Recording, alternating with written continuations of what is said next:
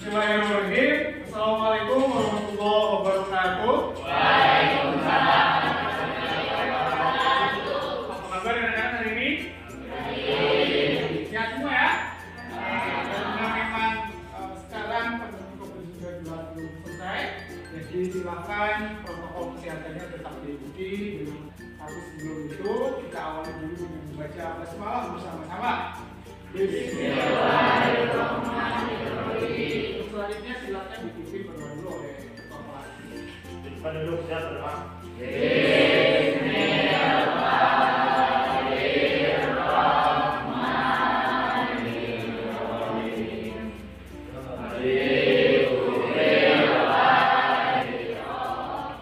Selanjutnya silakan dibaca bersama-sama.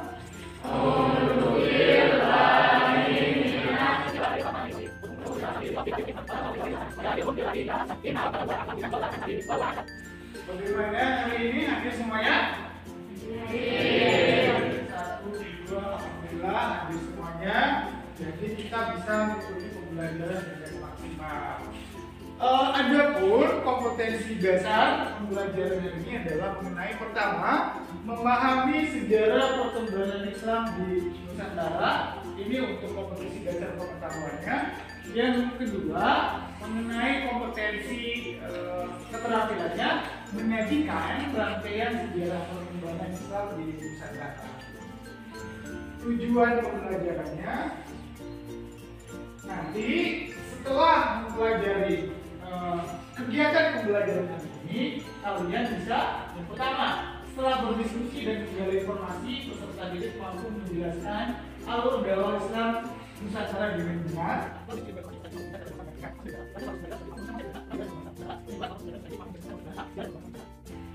Tergambar ya. Nanti setelah proses pembelajaran hari ini, kalian bisa menjelaskan alur dakwahnya.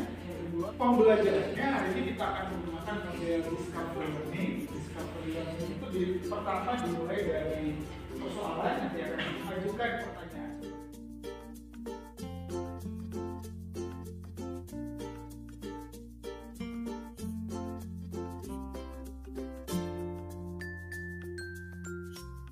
Baiklah adik-adik, pada tahap ini Bapak akan menayangkan beberapa gambar yang harus kita amati bersama untuk mengantarkan pada proses pembelajaran mengenai sejarah perkembangan Islam di Nusantara. Kita akan menyimak beberapa gambar berikut. Gambar Timur Tengah, ini petanya, kemudian ini peta Nusantara yang jaraknya lumayan jauh. Kemudian Islam itu ditandai turunnya adalah dengan diturunkannya wahyu di gua ini. Ini adalah gambaran gua Hiro di daerah Mekah. Kemudian ini ada Masjidil Haram. Di Pangandaran kita melihat ada Masjid Agung Pangandaran seperti ini. Jadi ada sedikit perbandingan yang jaraknya begitu jauh. Silahkan adik-adik amati lalu analisis kira-kira hubungannya seperti apa, bagaimana prosesnya Islam menjadi sampai di Pangandaran, sampai di Nusantara yang awalnya diturunkan di Mekah. Terima kasih. Jauhnya dari Cipulat? Jauh. Dari Nusantara jauh? Jauh. Islam di sana, tapi sekarang Islam sudah ada di sini. Kalian beragama Islam? Alhamdulillah. Islam sudah menyebar di Nusantara termasuk di Cipulat di Pangandaran kita ini. Islam begitu cepat menyebar, bahkan hari ini seperti yang kalian ketahui, Islam itu menjadi agama mayoritas di Nusantara. Ya kan? Pertanyaannya, Islam turun di Arab, tapi bisa sampai ke Nusantara. Bagaimana rutenya? Kemana saja sih perjalanannya? Apakah tiba-tiba ada di Nusantara dari kali? Nanti kita jawab itu.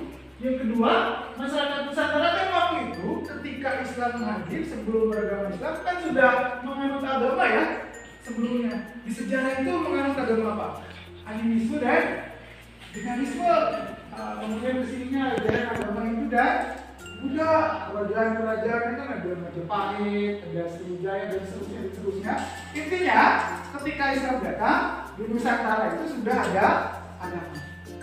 bagaimana caranya Islam didakwahkan kepada masyarakat Nusantara sehingga mereka bisa menerima agama Islam dengan baik, bahkan hari ini menjadi agama mayoritas. Bagaimana caranya didakwahkan? Itu persoalan-persoalan yang harus kita jawab dan akan kita diskusikan, yang akan kita gali informasi. Paham ya? Untuk mengantarkan menjawab informasi ini, diantaranya Bapak sudah siapkan satu buah video pembelajaran. Silakan disimak dengan baik ya. Pertama, mengenai alur perjalanan dakwah Islam di Nusantara. Ada beberapa teori mengenai hal ini. Ada teori Gujarat, teori Mekah, teori Persia, dan teori Cina. Yang pertama, teori Gujarat. Menurut teori ini, Islam datang ke Nusantara bukan langsung dari Arab, melainkan melalui India pada abad ke-13. Dalam teori ini disebut 5 tempat asal Islam di India, yaitu Gujarat, Kambai, Malabar, Coromandel, dan Bengal. Lalu masuk ke Nusantara dan menyebar di Nusantara dengan berbagai teori. Teori selanjutnya yang menyatakan Islam datang dari Mekah. Proses masuknya Islam ke Indonesia adalah langsung dari Mekah atau Arab, terjadi pada abad pertama Hijriah atau abad ke-7 Masehi. Para pedagang dari Timur Tengah memiliki misi dagang dan dakwah sekaligus. Bahkan motivasi dakwah menjadi pendorong utama mereka datang ke Nusantara. Orang-orang Arab yang datang ini kebanyakan adalah keturunan Nabi Muhammad yang menggunakan gelar Sayyid atau Syarif di depan namanya. Selanjutnya, teori Persia. Menurut teori ini, proses kedatangan Islam ke Indonesia bukan dari India atau Arab, melainkan berasal dari daerah Persia atau Parsi yang sekarang lebih dikenal sebagai negara Iran. Sebagai buktinya, menurut teori ini, ada kesamaan budaya dan tradisi yang berkembang antara masyarakat Parsi dan Indonesia.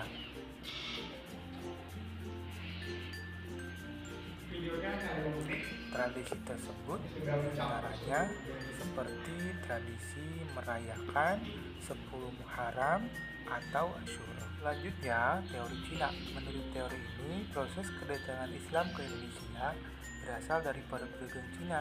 Mereka telah berhubungan dagang dengan penduduk Indonesia jauh sebelum Islam dikenal di Indonesia, yakni sejak masa Hindu dan Buddha.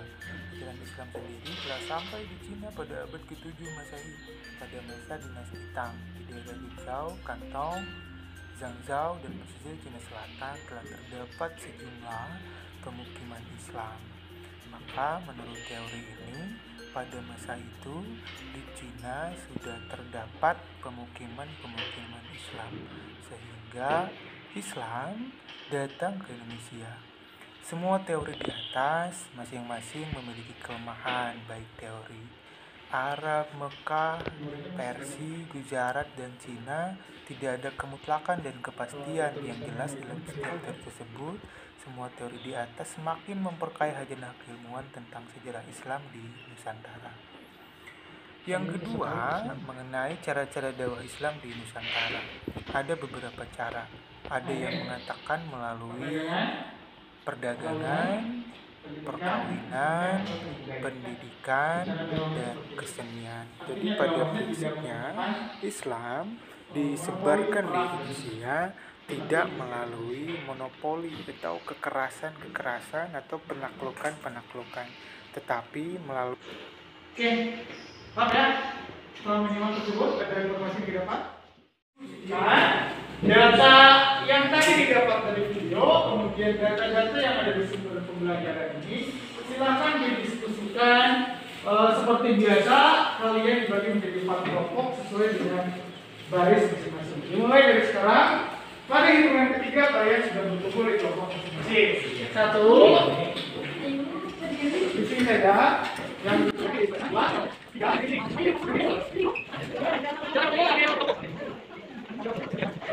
perwakilan dari setiap kelompok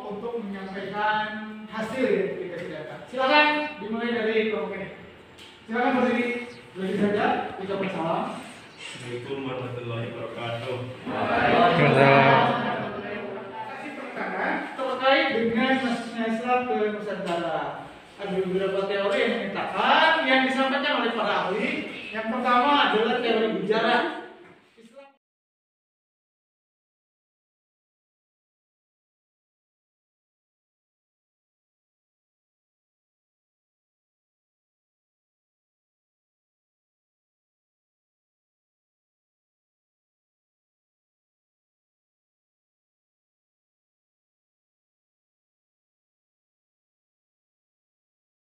Islam pembelajaran hari ini sudah selesai.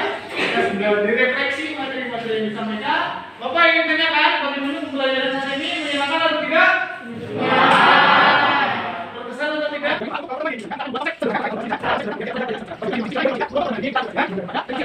Kita tutup dengan membaca hamdalah bersama-sama. Sampai berjumpa di pertemuan berikutnya. Assalamualaikum warahmatullahi wabarakatuh.